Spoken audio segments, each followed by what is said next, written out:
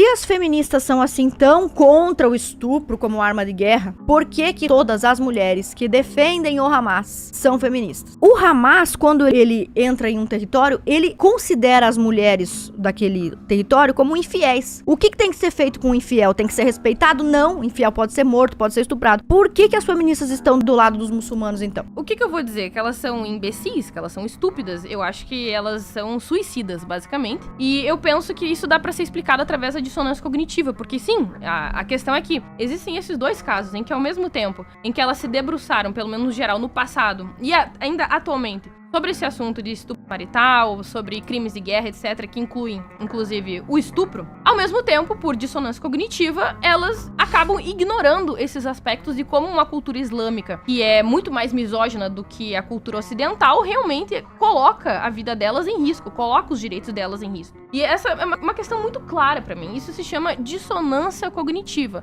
Quando uma pessoa analisa duas situações que são análogas, mas que elas tiram situações ou conclusões distintas. Então é uma questão de dissonância cognitiva lógica, racional lógica. Isso acontece, tá? Por uma questão de que elas entendem que essas pessoas, esses grupos em território ocidental, são vítimas. De que essas pessoas, elas precisam de proteção, porque supostamente o Ocidente ainda hoje oprime essas pessoas na Europa, na França, na Inglaterra, etc. Mas elas ignoram a voz de inúmeras mulheres, inclusive feministas, inclusive dissidentes, LGBTs, que moram nesses países do Oriente Médio. E eu acho que isso aqui eu tenho uma concordância absurda com a Ana, porque todas as minorias são ameaçadas no Oriente Médio. Todas, inclusive cristãos, ateus, agnósticos, mulheres, crianças, adolescentes, LGBTs, são pessoas que têm os seus direitos diariamente violados. Evidentemente, não surpreendentemente, essas pessoas fogem para a Europa, que é uma região muitíssimo mais tolerante, muitíssimo mais democrática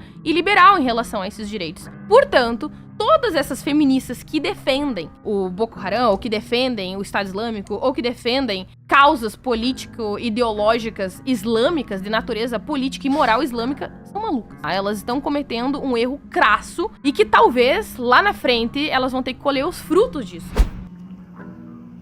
Assine Valete Plus da Espectro Cinza ou morra na ignorância e você ganha uma revista.